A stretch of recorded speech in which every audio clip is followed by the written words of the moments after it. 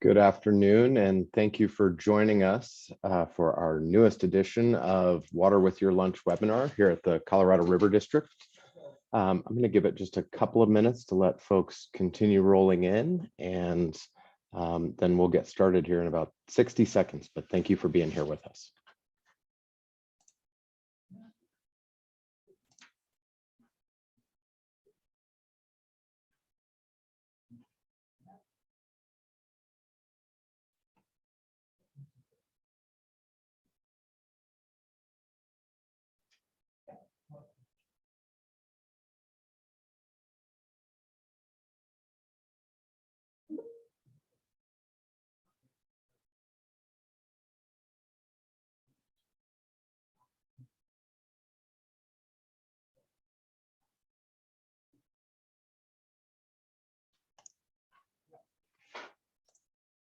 All right.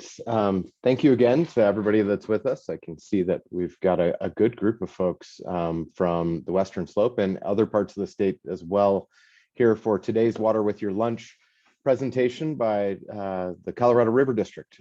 This has been an exciting and fun outreach opportunity for us over the last couple of years to bring folks together for a quick hour-long discussion on important issues facing our most important natural resource on Colorado's Western Slope, our water. My name is Zane Kessler. I am the Director of Government Relations at the Colorado River District. I'll be joined today by a couple of my colleagues, Amy Moyer, who is our Director of Strategic Partnerships, and Raquel Flinker, who is our Senior Water Resources Specialist.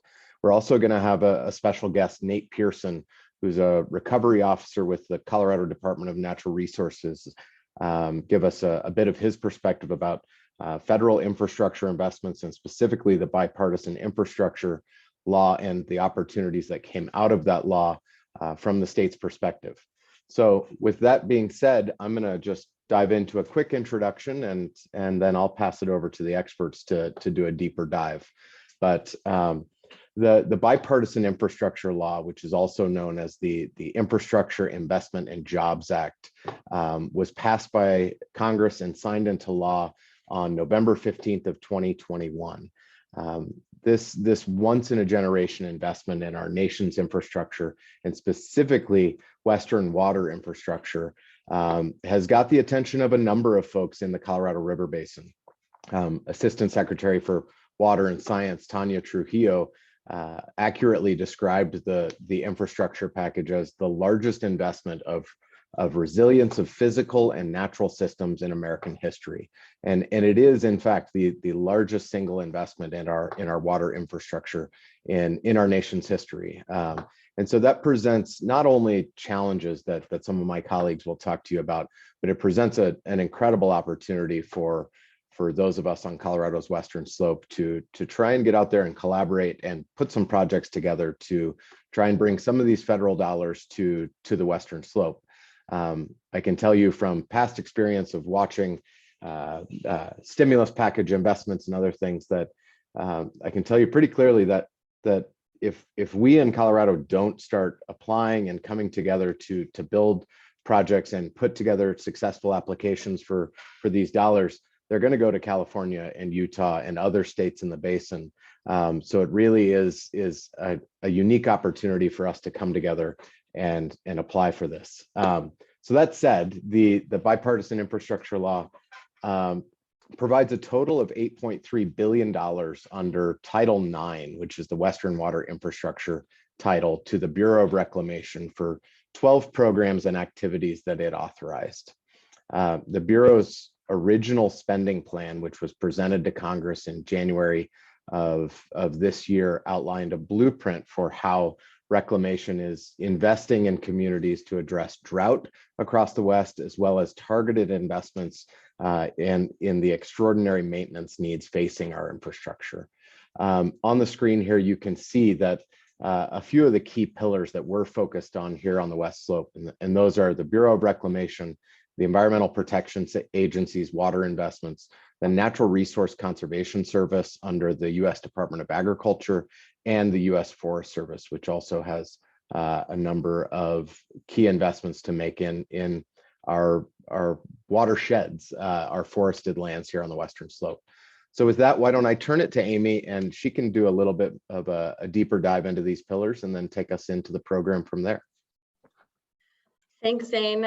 Good afternoon, everyone. Thank you so much for joining. Again, my name is Amy Moyer. I am the Director of Strategic Partnerships with the Colorado River District, and we do have some of the highlighted buckets of some of the major Western water infrastructure dollars as part of the Bipartisan Infrastructure Law. And before we move forward, we always like to open these presentations with a moment of honesty that while the Bipartisan Infrastructure Law is an incredible opportunity, we're excited about all of the dollars available, it can feel overwhelming and it's a lot to wade through. And so with that, earlier this year, the River District, we put together an internal team, make sure I can advance the slides, an internal cross-discipline team to start wading through what are the opportunities within the Bipartisan Infrastructure Law, how can we best support and provide value to our water users in accessing these dollars. And so the important piece to highlight here is that we've put together a cross-discipline team that includes staff from our communications and public relations side. We have Zane, who you just heard from, who is our registered lobbyist on staff, involved in the government relations side for the River District. We have members from our technical team and also myself within the funding realm to really look at bipartisan infrastructure law holistically, figure out ways that we can help communicate these opportunities, figure out ways that we can advocate for our projects, provide support from the technical side, and provide support from the funding side.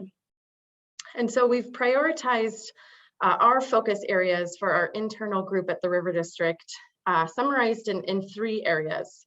The first being partner communication. So we have spent a lot of time building relationships and working with our federal partners to better understand what funding opportunities exist, what are the federal agencies who are making these decisions looking for, how can we work with our state and local partners to, again, be a catalyst and piece together funding so that we can get more projects completed and more of these financial opportunities on the ground here in Western Colorado.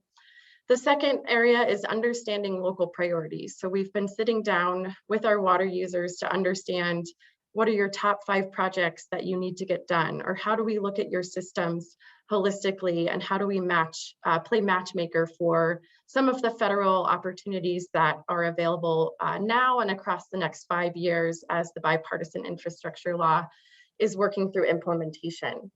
And then the third area is working through our existing staff, again, through the funding realm that I'll talk a little bit more about.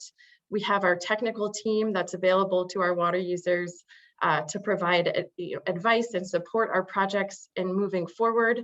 And then again, we have an advocacy arm at the River District where we can support conversations with our federal entities to make these programs work better, and then advocate for specific projects that we know are applying to these programs. And so starting with some overarching funding advice of what have we heard from multiple funding entities as we've been discussing the opportunities that are available.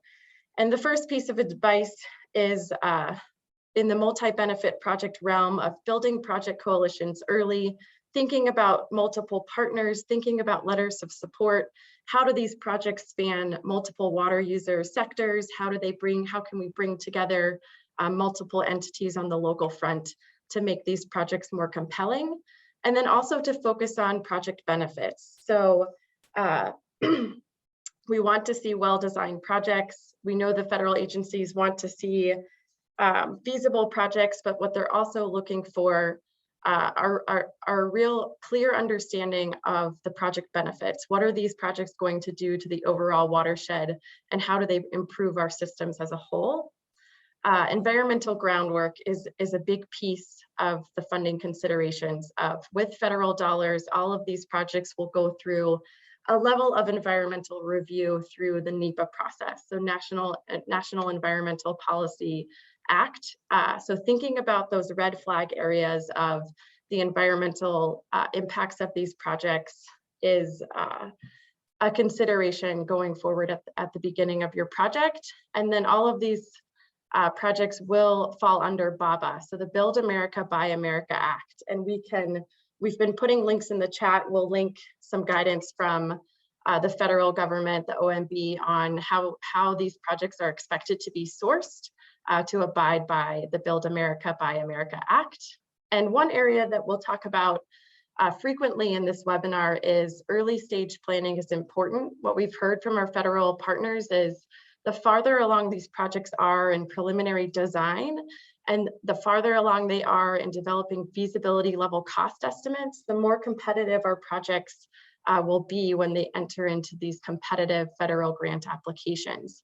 And so again, I'll be touching on this and what we're doing about early stage planning here through the next slides.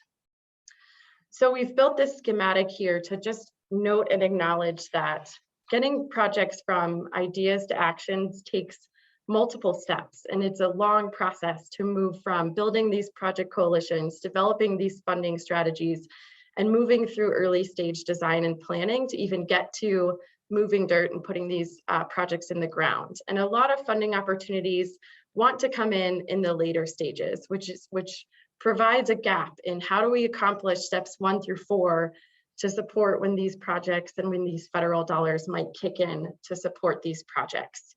And so at the River District, we've keyed into how can we help support the conceptual design and feasibility stages and the level of design that is expected when these applications are made for federal programs that were supported with the Bipartisan Infrastructure Law.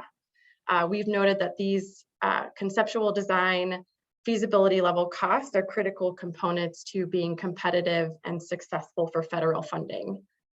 And like Zane mentioned at the outset, we're competing not only within Colorado, we're competing across the entire Western United States. And so we're seeing some of the early stages of these federal dollars being awarded, and noting on some of the feedback that the federal officials have said that some of these entities in other states have been proactive in identifying their critical capital needs. They have projects that are designed, they have projects that are made it through that long pipeline to be shovel ready.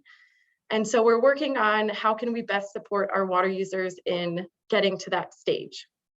And so through our community funding partnership at the River District, we have launched what we're calling our Accelerator Grant opportunity, with the goal of bringing our federal grant applications up to speed, building these federal grant applications that are competitive. And so this is a limited funding opportunity that we're running through the River District with applications due on August 1st. So a pretty quick deadline coming up.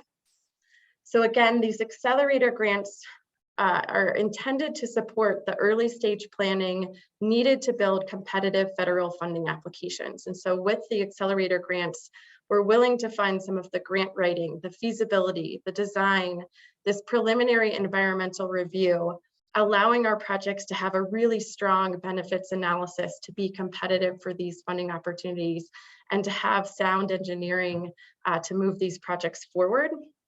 A grant deliverable for this process, again, to incentivize our projects to look at the bipartisan infrastructure opportunities as a major funding source for the construction of these projects. A grant deliverable is intended to include a federal funding application with priority for projects targeting 2023 funding cycles for these federal opportunities, and in no cases later than federal grant rounds after 2024. And we think that 2023 and 2024 will be critical years where a lot of this bipartisan infrastructure law money will be available. And so with the accelerator grant process, we are going to consider funding up to 85% of these funding needs. It's a much higher percentage than we would typically fund through our normal grant program. But again, we really want to see our projects succeed through these competitive application processes. So again, applications are due August 1st. Our goal is to make these decisions and awards by mid-September, September 15th. And then requests that are over $50,000 to us have to be reviewed and approved by our board of directors. And so that will be slated to go in front of our board at our October meeting on October 18th and 19th. So how to apply? for the Accelerator Grant process, we are working through our standard grant template and process through our flagship program that is our community funding partnership. So the first step is to go to our website, coloradoriverdistrict.org. You can go to our community funding partnership page where you will see all of our guidelines, our application, our budget worksheet. The second step is to reach out to us. You can use our partner funding at crwcd.org email to set up a pre-application meeting. We know the window is tight for this application period, so please reach out to us. We'll do our best to set up some virtual conversations just to get a sense of what is the project that you're targeting. Can we help you look at which federal funding opportunity might work best, and to have an early sense of the project. The third step, and I'll talk about in a little more detail here, is an Accelerator Grant addendum to talk through 2 questions relating to the federal grant opportunity. And then the fourth step is to submit your application materials and all supporting materials by August 1st. So the addendum questions are short. There are only 2, but what we want to know from our applicants is which federal funding opportunities have you identified for your project? Again, we've added some links to our website of some of the more common programs that our water projects use, and then my colleague Raquel will talk about some of those programs here in a minute. We also want to understand what is the target date that you intend to apply for these federal grant opportunities. Again, we want to see our applications go forward in either the 2023 or 2024 federal grant cycles. We want to understand if you've discussed your project with a federal representative. This is strongly encouraged just to get a sense of, is your project going to be competitive in this federal funding opportunity? We'll include some contact information, again, some links of some federal programs that you might be interested in. We strongly encourage that you try to reach out to our federal partners and entities to talk about their process and their programs. For example, the Bureau of Reclamation, through their Water Smart program, allows you to sign up for 15-minute consultations online. So they have made some of those discussions easy and possible to get that early sense of, am I looking at the right federal funding bucket for my project? And then the last question is, we want to understand the future matching needs if you are awarded federal funding. So as we talk about some of these federal funding opportunities, they may only support 50% of construction costs. So we need to start thinking early of how can the River District potentially support those matching needs? How can we work with our state and local partners, again, to make sure that these projects make their way into the ground? And last piece from me is just a reminder that the Accelerator Grants is made possible through the River District's community funding partnership. So again, this is a new grant program that we're offering through the River District after the passage of ballot question 7A in November of 2020. We have $4.2 million available annually for this program to dedicate to water projects across our 15 county district. You can look at more information online about this program, and we can certainly answer questions at the end of this webinar as well. And so with that, I'm going to turn it over to my colleague, Raquel Flinker, who's going to dive into, again, a few of the federal funding opportunities that are available through the Bipartisan Infrastructure Law. Thank you, Amy, and thank you, Zane. Good afternoon, everyone. As Zane mentioned, I am Raquel Flinker. I am a senior water resources engineer and project manager here with the Colorado River District. And as Amy mentioned, I'll be going over some of the BIL funding opportunities that are currently open. We are expecting more information on other programs that are still under development, but that we should be learning more about them soon. So the first opportunity that I would like to go over is the Bureau's Water Conservation Field Services Program, which is a really exciting program in several levels. The application just opened this week, and applications are due July 29th. There was some delay in this opportunity opening, but we're excited it's now available. This program funds water conservation and management planning, as well as system optimization review. And water conservation and management planning is basically a look at water supply and demand in your system and looking at a gap, doing a gap analysis and figuring out how to decrease that gap in the future.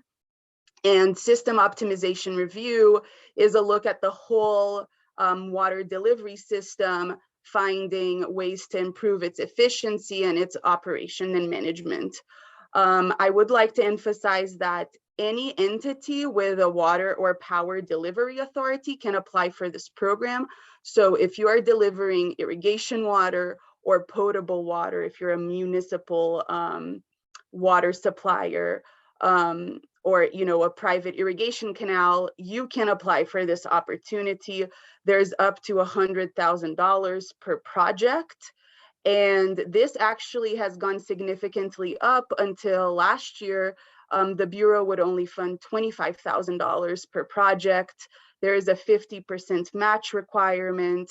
And the other exciting piece of this program is that it's only for the Upper Colorado. So projects are not competing with lower basin states.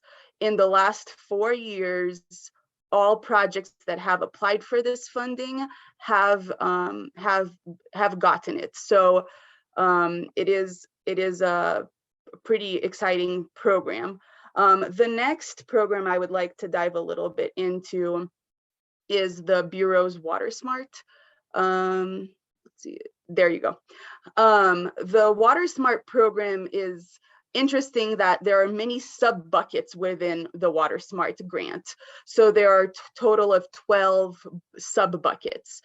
There is $400 million over the next 5 years through BIL going into WaterSmart. In general, the programs require 50% cost share. Right now, there's only one of these buckets open.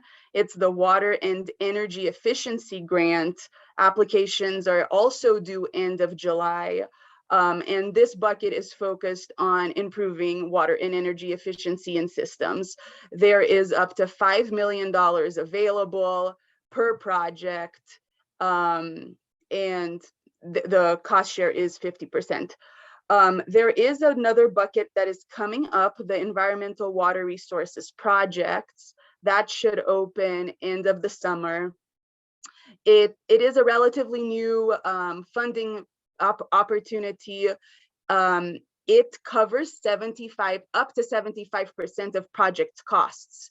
So the matching on it is even more interesting, but I would like to point out that for a project to be a good candidate for this bucket, you need to quantify environmental benefits, and you also need to have a robust collaborative stakeholder approach process. So the Bureau will want to see information on that.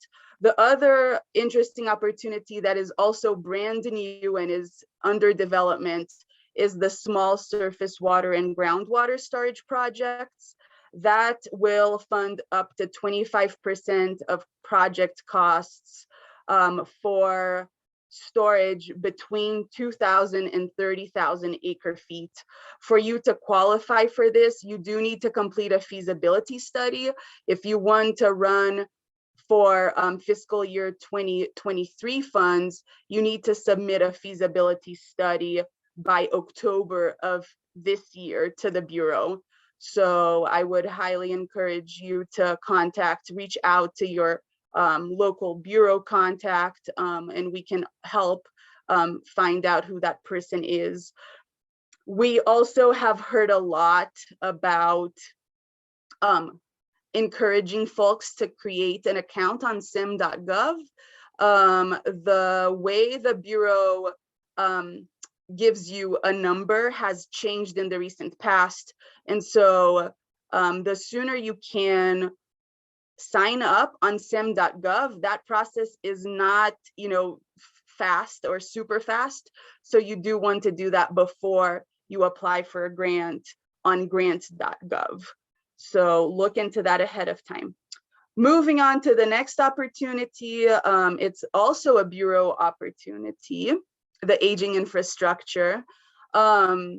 This is not currently open, but I do want to go over some bits and pieces of it because it's going to be an annual opportunity. So the announcement is always going to be October 31st for the next 5 years, potentially more, and it closes December 31st. There is $3.2 billion over the next 5 years for this. It is not a grant program, it is a low interest loan for extraordinary maintenance.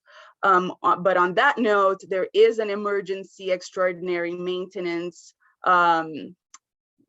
verbiage in it, where if it is an emergency extraordinary maintenance, 35% of the costs are non-reimbursable, which means the Bureau will cover 35% of the costs and the project is only dealing with 65% of the costs.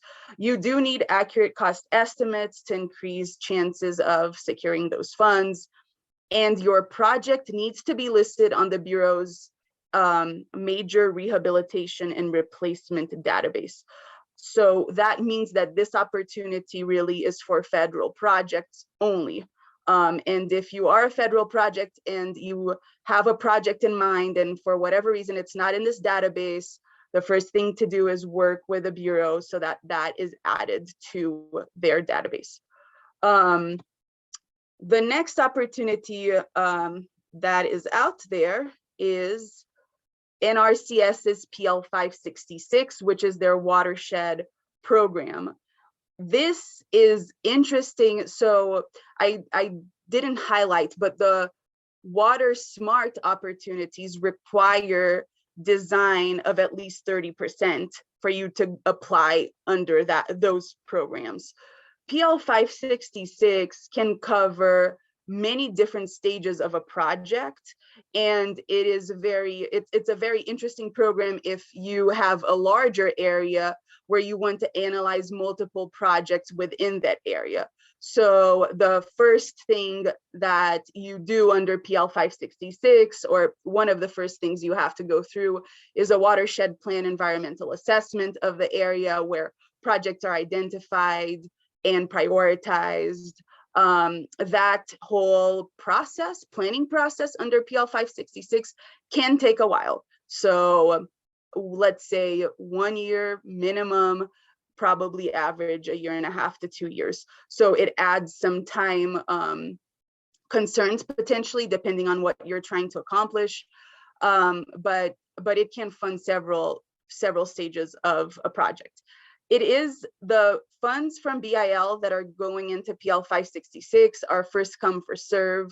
So the sooner an entity is interested in looking into this, the sooner you look into this, the better. I would like to point to this table. This table summarizes what PL 566 can cover under different project purposes. So let's say your project is dealing with flood prevention. In that case, PL 566 can cover 100% of engineering costs as well as construction costs. Agricultural management projects, PL 566 can cover up to 100% of the engineering costs and up to 75% of construction. And that varies depending on where the project would fit. But it's a very broad umbrella under this program. Moving along to the state revolving fund. So the state revolving fund is currently, it has existed for a while, and it is getting a lot of funds from BIL. There is $700 million expected over the next 5 years. This program finances design construction of public drinking water, wastewater, and stormwater infrastructure projects. And it's administered jointly by CDPHE, the Department of Local Affairs, and the Colorado Water Resources and Power Development Authority. What won't change too much under this process is that the application for BIL funds under the state revolving fund is the same as the standard state revolving fund. It's just getting a boost through BIL and also an expansion on their loan forgiveness options. So maybe in the past, a loan forgiveness option was not available for you. It could be available now. There's more information coming out soon, and you should make sure that your project is on the 2023 eligibility list. This application closes tomorrow. So if you have not submitted your projects, if they're not on this list yet, make sure that you add that to it. And the last slide I would like to go over is on aquatic connectivity. There are several opportunities to address aquatic barriers, and we're still learning a little bit about these. Some of them are still under development, but they could be used to leverage funds on larger projects where aquatic connectivity is a piece of it. So the Forest Service has several internal application processes for different funding opportunity. They also have the American the Beautiful Challenge that covers large scale projects and on federal and non-federal lands. The Fish and Wildlife Service has a National Fish Passage Program. Any entity can apply, but you do need to work with the local conservation office. Army Corps of Engineers has an in-stream barrier removal program. NOAA Fisheries has a fish passage competitive grants, and the Department of Energy is developing a new grant program that has been funded through BIL that has an environmental improvement piece of it that could also be used for aquatic connectivity issues. So now I would like to invite Nate Pearson. He will share some of the state's perspective on BIL. Thank you. Yeah, thanks, Raquel. I appreciate it. I'm going to share my screen here. As Raquel said, my name is Nate Pearson, and I'm the recovery officer at the Colorado Department of Natural Resources, which means I help manage all of the recent investments of state and federal stimulus and recovery funding that have come into the department, and also helping sort of coordinate the broader state implementation of recovery funds where the department isn't directly managing those resources. So I'm looking forward to discussing this all with you. And just before I start, just worth saying that you all have a tremendous resource in the Colorado River District and staff who've been working really, really hard to get their arms around sort of the complex tapestry of available funding opportunities. And I encourage you to use that resource that you have at your disposal. And I'll be talking through a few more that apply statewide. So I will dive in. So the first I'd like to discuss is sort of as Zane and Amy and Raquel walked through, there's a huge wide variety of federal funding opportunities available right now for water infrastructure. And it can be overwhelming to try to get your arms around. And so we've created a water funding opportunity navigator, which is really a repository of all of the active funding opportunities. There's a lot of lists floating out there that sort of show the huge totals of investment in individual departments or individual programs. And as the River District team walked through, a lot of those funding opportunities were being rolled out over multiple years on rolling schedules with different deadlines. And so this opportunity navigator shows, currently open federal funding opportunities. And I'll just show you, this next slide is a screenshot of this opportunity navigator that has, a link to the grants.gov site where you can find more information, a title, a brief description, the federal agency. It's got linked contact information for the federal contacts, the date when it was posted, when it closed. And then this column here is a color-coded column that shows how many days until close that can help you prioritize as you're sort of navigating all of these. It also shows the total amounts available, what the individual award ceiling is, whether or not there's a state or a non-federal match required, and then what types of entities are eligible. And so it's our hope that this helps folks navigate, and help prioritize their work and focus really from these huge lists of, billions of dollars available down to the more discrete, actually currently available federal funding opportunities. In addition to that, there are a lot of resources out there to help, small entities navigate sort of the technical aspects of applying for federal funds. River Districts just talked about their Accelerator Grant, which is incredible. We're so glad to see them offering that. And I encourage folks on this call to take advantage of that. The federal government has published a huge technical assistance guide, which is linked here, that is a sort of compendium of all currently available federal funding opportunities for technical assistance, some of which, actually offer hands-on, planning support.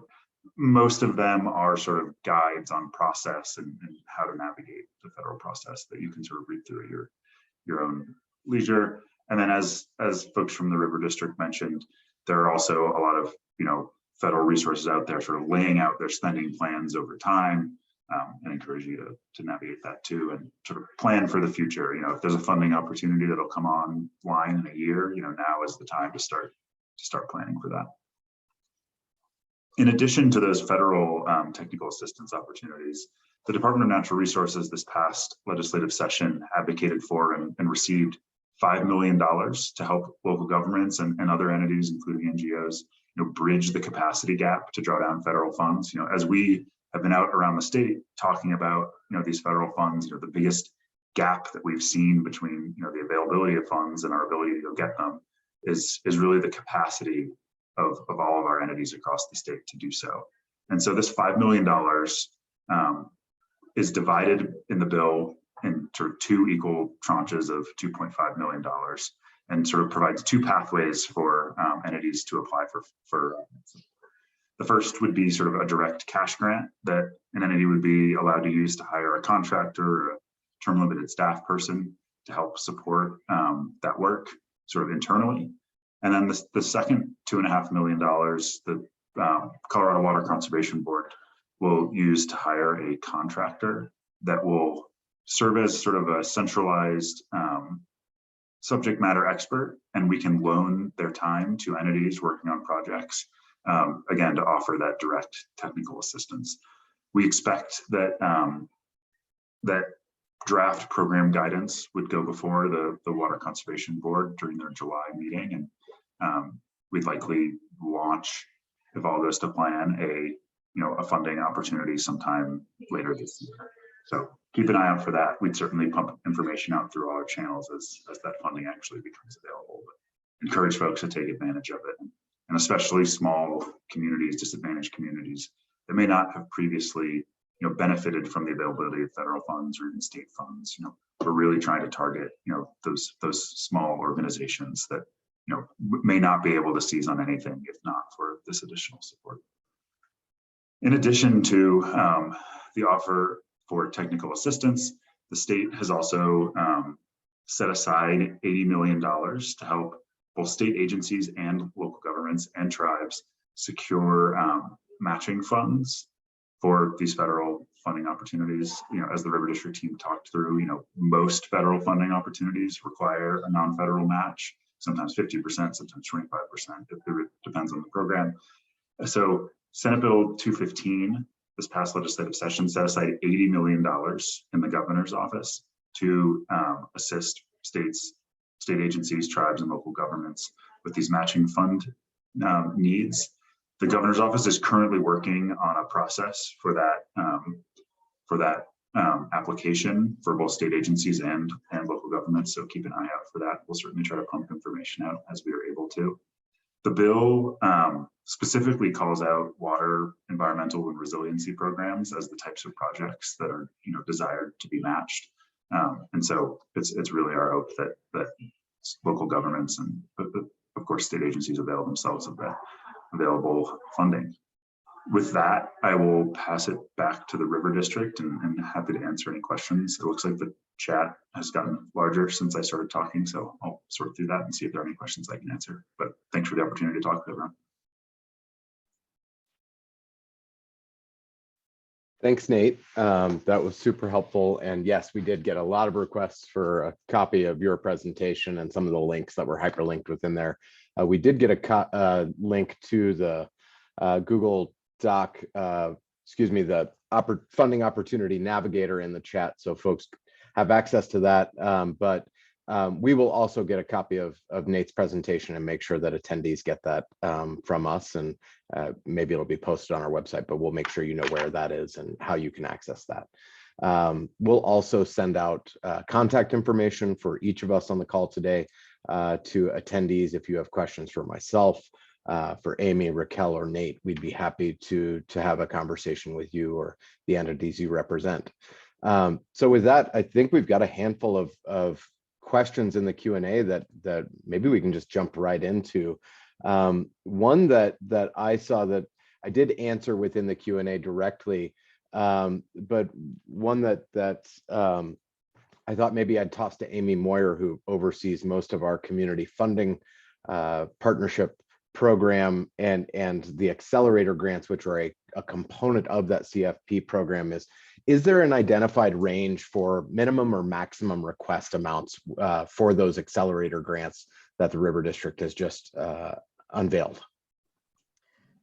Thanks, Zane. That's a great question. We don't have a minimum or maximum range yet. What we have said is that we would consider funding up to 85%, which can be a high percentage. And so the important thing to remember is within the River District's realm of funding, we have $4.2 million available for our entire funding platform annually. And so what I would encourage folks to do is reach out and talk to us about your needs. I think with the Accelerator program, part of the intention is to really understand the landscape of the need out there, of how can we support these projects making it to a federal funding application.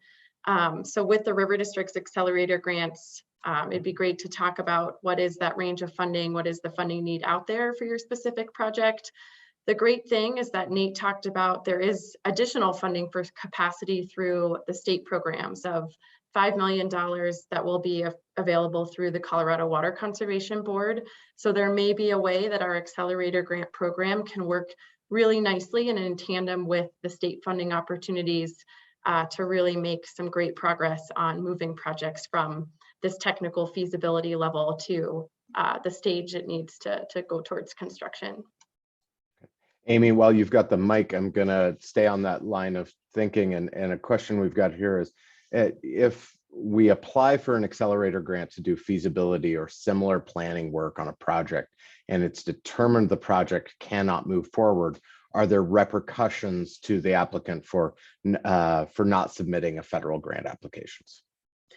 We will be reviewing these Accelerator grants pretty strategically and trying to identify the projects that we think have the highest chance of success for moving forward for a federal funding application. I think there is always that realm of, if you are going to fund some of the feasibility level work, it may be determined that the project isn't feasible, but we would encourage the same components of our River District funding, that we want to see projects that are community led. We want to see projects with multiple partners. We want to see projects that do have a good foundation to hopefully move forward and need this additional level of design so that we can end up with a competitive federal funding application that can move forward towards construction. So again, this is a new realm of funding for us. So we'd really encourage folks to reach out. Let's talk early about the project you have in mind, and look for what's the best avenue for funding opportunities to get that program or project off the ground. Okay. I'm going to dish it to Nate next. Any idea on the timing for state matching funds? Yes, so in the conversations I've had with the governor's office about this, they are actively working on establishing that process. And I think expect more details this summer, and likely, a process announced and sort of pushed out to stakeholders by this fall. And we'll certainly work, as we get more information to sort of amplify the governor's office, message on that front, because they're really the owners of that fund and will be owning that process. But we certainly share an interest in making sure that those funds get to where they need to go. For sure. Okay, thanks, Nate. One note for folks, we thank you to the attendee that submitted this, but it sounds as though an email went out today notifying folks that the 2023 State Revolving Fund eligibility survey deadline that I believe Raquel pointed out was originally scheduled for tomorrow has been extended to July 15th. So we've got a couple extra weeks to get your projects or names on the list for those state revolving fund dollars. And again, that deadline has been extended to July the 15th. Okay, any other questions? And I'm looking on a separate sheet, so I'll make sure I'm not missing something. Amy or Raquel, if you see something, jump in as well. Sure, Zane, I did respond to a question in the chat of whether the accelerator grants were available outside of the River District's territory. And so our accelerator grants do have to include projects and entities that are within the River District's 15 county region. This funding does stem from our local mill levy funding for the River District. And so the accelerator grants are a River District specific program. But again, we wanted Nate to talk about some of the capacity dollars that are available statewide. So I did just want to note that I had answered that in the chat. I'm going to go back to the first question submitted by a friend and colleague of ours, Sonia, at the Upper Gunnison Water Conservancy District. I asked a technical question, but I think it probably is important to a number of folks on this call. And the question is, environmental assessments or EAs under NEPA require the evaluation of all potential alternatives for addressing a water resource concern.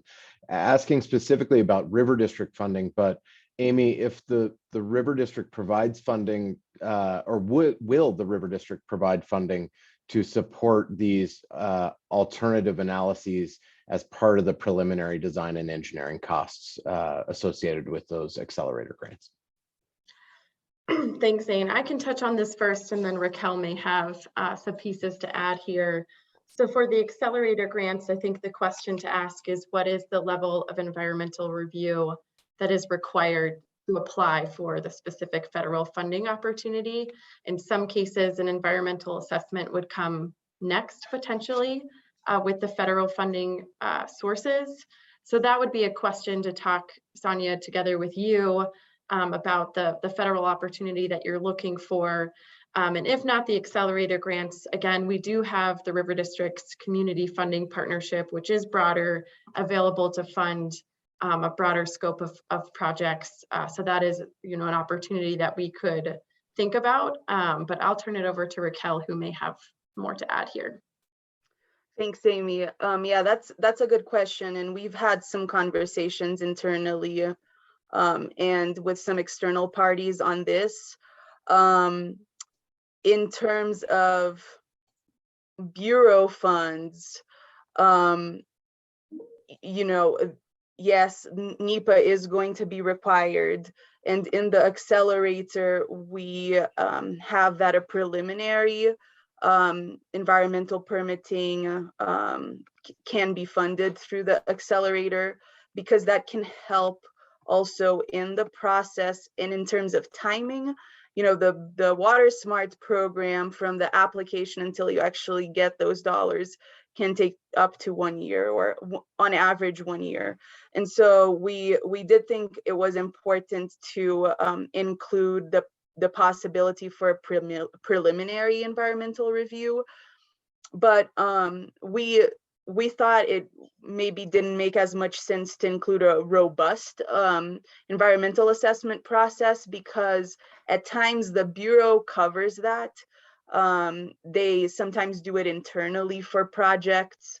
And so we didn't think, at times it might not be the best use of our funds. So for a preliminary, yes, but for the robust, EA, no, unless there is a very specific case, like Amy mentioned, that we might need to talk and discuss further. Thank you, Raquel. Nate, are you on that same note? Are you aware of state resources that can help assist with environmental review and as folks try to get some of that stuff knocked out in order to be able to get out there and compete for larger dollars?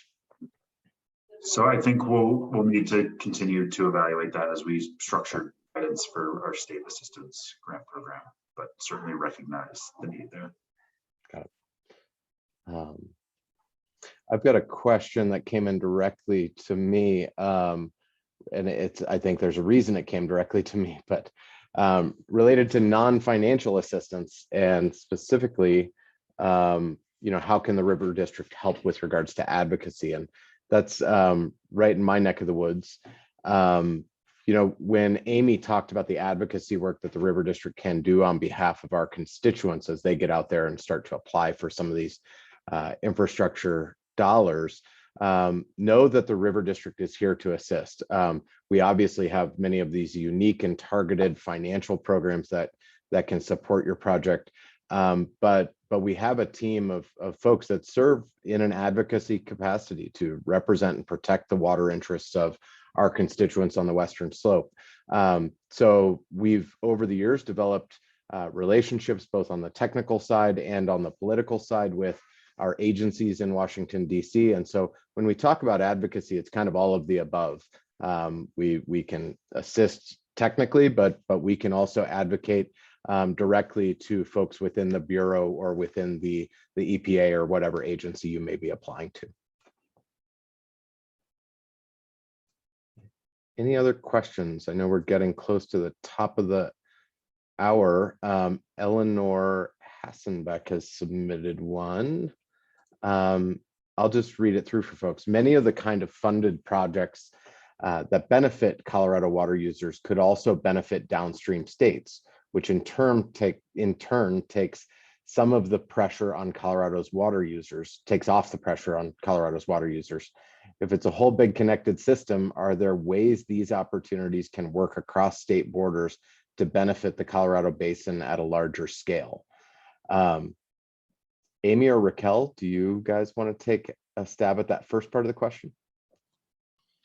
I can start and then other folks can jump in. I think from the perspective of the Colorado River District's community funding partnership, our role and our hope is that we're helping our water users adapt to a hotter and drier future. And so of course, the projects that we hope get funded and get in the ground are layering multiple purposes. They're supporting multiple water user groups and supporting the system as a whole. So, I think the more global answer is that, our community funding partnership exists to support the West Slope in adapting to the conditions that we know we are seeing and will continue to see, and move forward on how do we make sure that we have productive agriculture that's viable? How do we have safe drinking water systems? How do we make sure that the West Slope as a whole can continue to thrive into the future? And I guess maybe I'll after I make a comment, I'll ask if Nate has any thoughts on this. But to Eleanor's question about the fact that we're all in this, we're all bound by the hydrology and bound by the river, whether you live in New Mexico or Utah or Colorado. I think clearly Colorado resources are going to be devoted to projects in Colorado. But the beauty of the infrastructure package is that it left to the agencies quite a bit of flexibility on how they spend these dollars.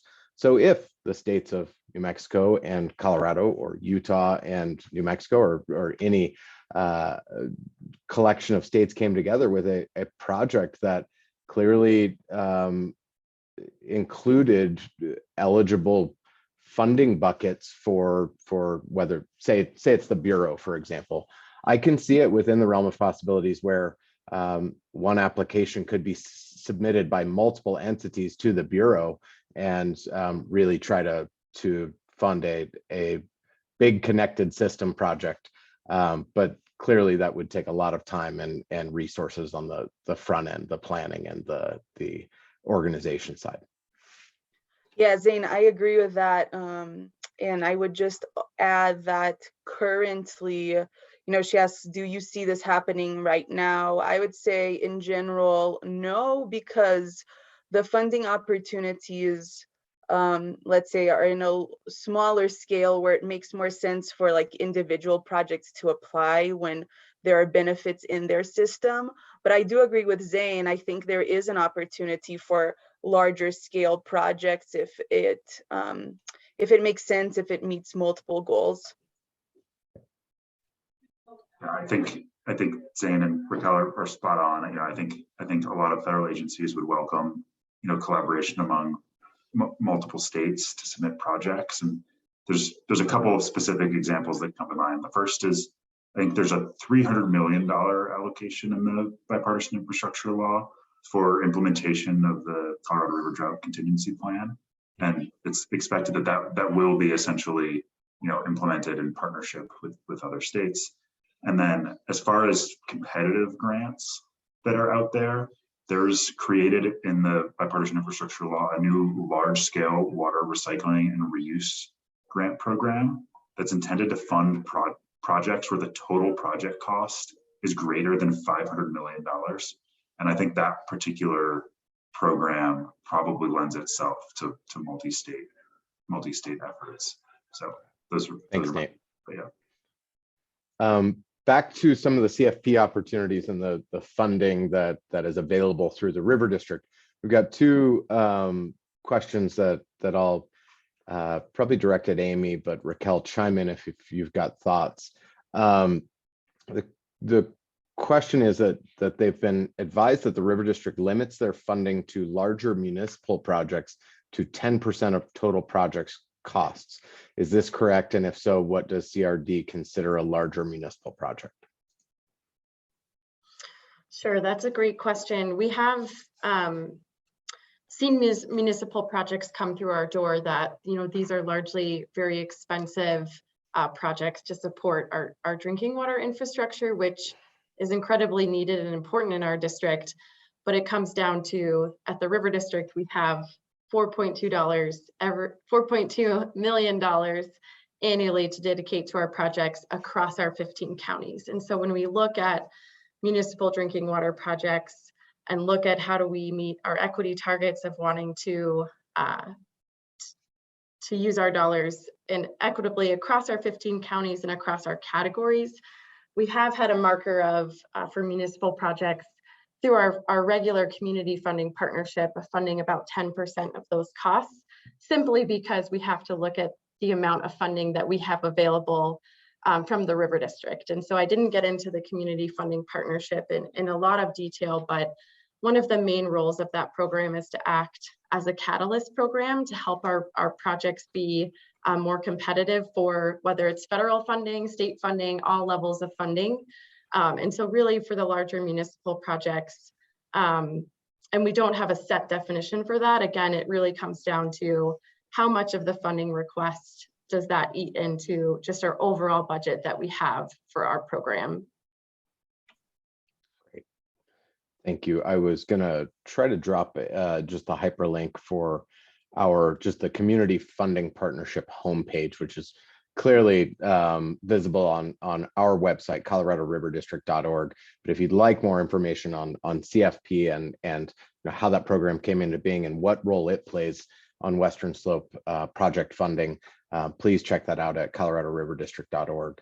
And then we're about 2 minutes till the top of the hour. One question left that I think we can answer is, if a project has been approved through CFP, are they still eligible for accelerator funds? And I think that's an interesting situation. Amy or Raquel, thoughts on that? I think if a project has been, you know, it might be a case-by-case basis to better understand what the project needs in terms of a funding gap to apply for federal funding. So I think it's a possibility. And one, Susie, definitely reach out to me and we can talk more about it. I think we are seeing a lot of the projects that we have funded and across the board have seen major increases in the total project costs given inflation issues, supply chain issues. So we are seeing projects that need to fill that final funding gap. So I think it is a possibility where we may be able to support how do we close that gap. I think on the back end, we are expecting to see if you get an accelerator grant, move forward and are successful with a federal funding application, to potentially entertain a community funding partnership application for the construction costs or the matching costs to eventually get this project completed. So I would say, you know, again, reach out to us. Let's talk about your specific project case by case basis, but we're trying to make the community funding partnership as a whole as nimble and as flexible as possible to work with our water users to solve all of these kind of tricky navigation issues of how do we move forward. That's great. Thanks, Amy. I'm going to just wrap it up here, but there was one question or a few questions that touched on this that we answered directly within the Q&A or chat, and related to our NGOs or non-governmental organizations or nonprofits eligible to receive river district assistance or bipartisan infrastructure package assistance. And the answer is yes. It depends on the program. It depends on the project. You know, the Bureau of Reclamation's Water Smart program is a great example of a funding stream that's available to local and regional governments, water users, irrigation companies, but NGOs as well. I think each program has unique eligibility criteria. Our team is happy to walk you through that. If you have questions about a specific funding opportunity or a specific project that may be eligible for river district assistance, reach out to us, and you will receive our, if you haven't already seen them, our emails and contact information will be included in the chat. All of that's available on our website. We'll also make sure that you all get copies of the presentations that were provided today. And I think just as being registered to the Zoom webinar, you will automatically receive a video recording of today's webinar. So really appreciate the engagement from everybody today. It's been an enjoyable experience for me, although I didn't have to do nearly as much work as Amy, Raquel, and Nate did. So thank you to our experts for being here, and thanks to everybody else for being here as well. Thank you. Thanks, everyone. All right. Take care.